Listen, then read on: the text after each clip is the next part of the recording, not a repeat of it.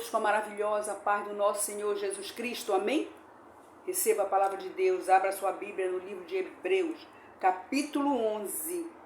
Hoje nós vamos falar das provas da existência de Deus.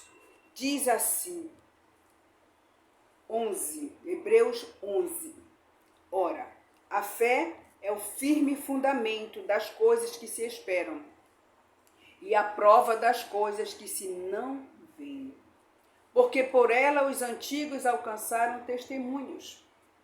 Pela fé entendemos que os mundos, pela palavra de Deus, foram criados, de maneira que aquilo que se vê não foi feito do que é aparente.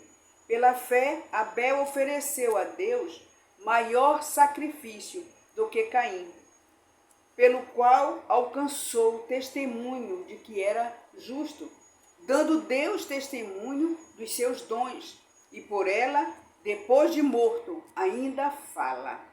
Pela fé, Enoque foi transladado para não ver a morte, e não foi achado, porque Deus os transladara, visto como antes de sua transladação. Alcançou o testemunho de que agradara a Deus. Ora, sem fé é impossível agradar-lhe, porque é necessário que aquele que se aproxima de Deus creia que ele existe e que é galardoador dos que o buscam. Ouviram? Sem fé é impossível agradar a Deus. Só podemos agradar ao Pai com fé.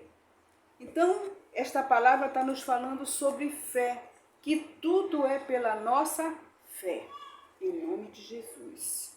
A natureza da fé é em exemplo da fé, tirado do Antigo Testamento. Aqui nós temos a fé dos homens do Antigo Testamento, não é? Então, nós vamos falar sobre exatamente a fé. A fé que levou esses homens.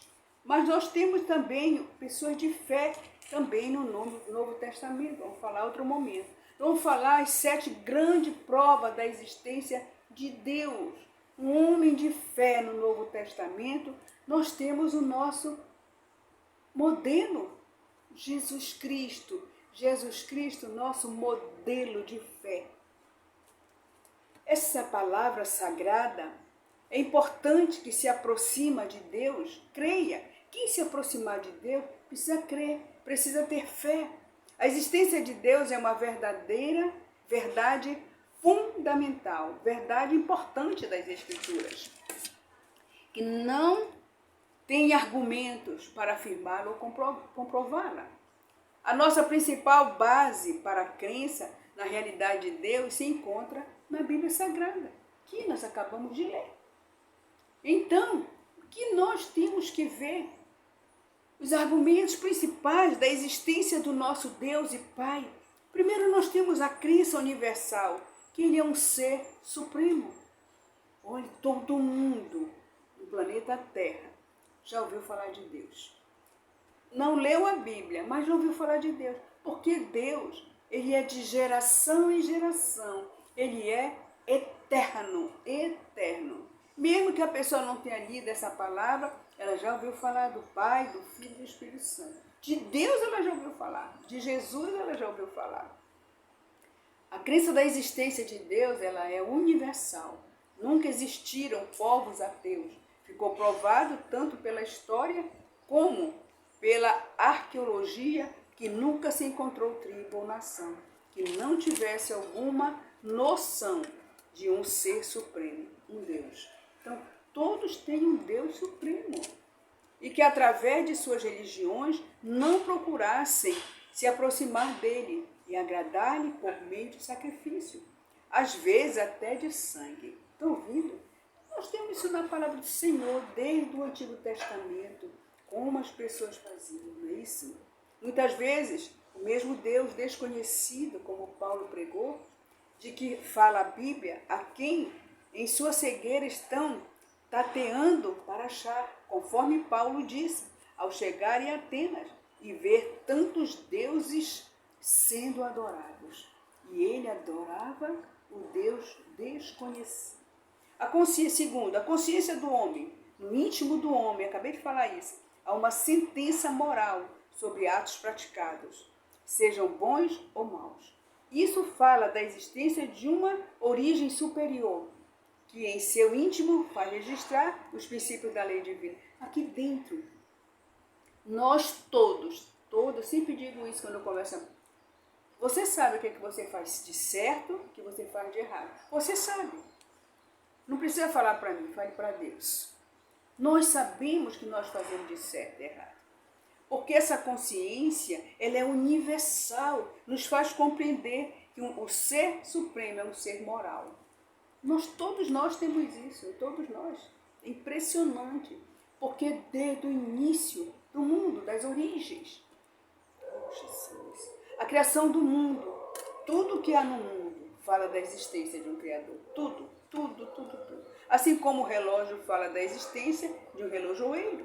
O universo fala também da existência de um arquiteto que planejou tudo.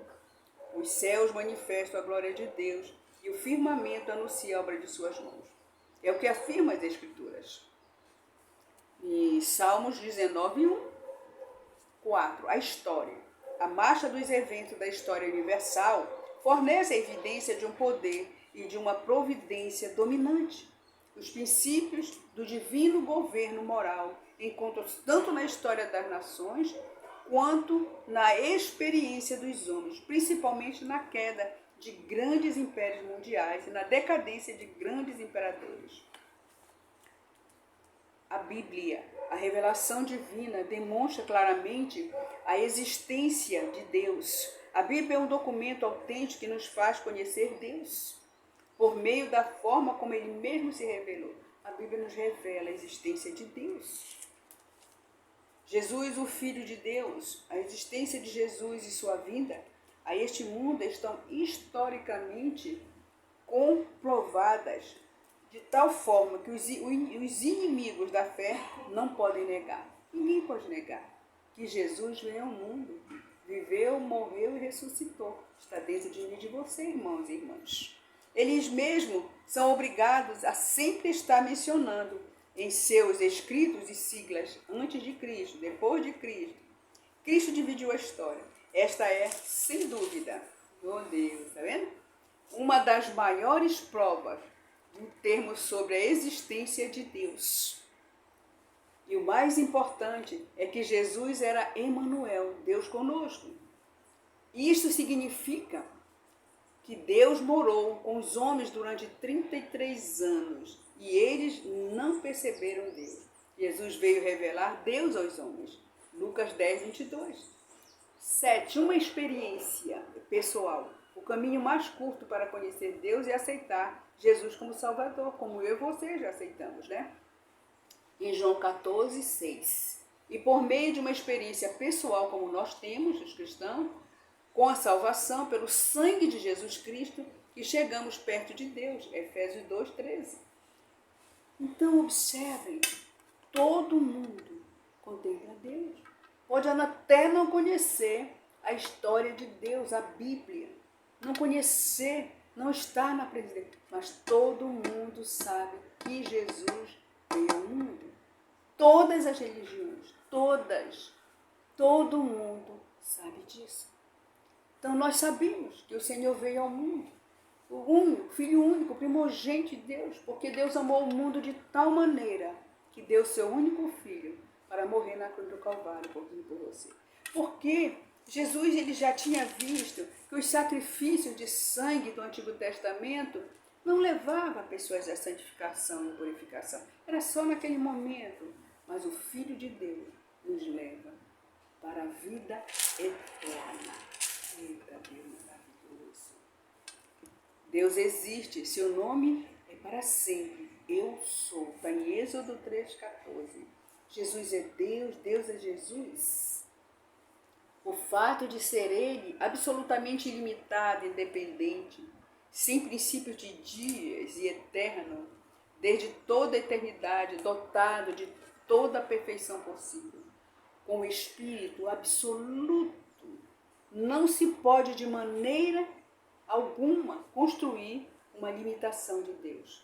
Deus é autossustentado.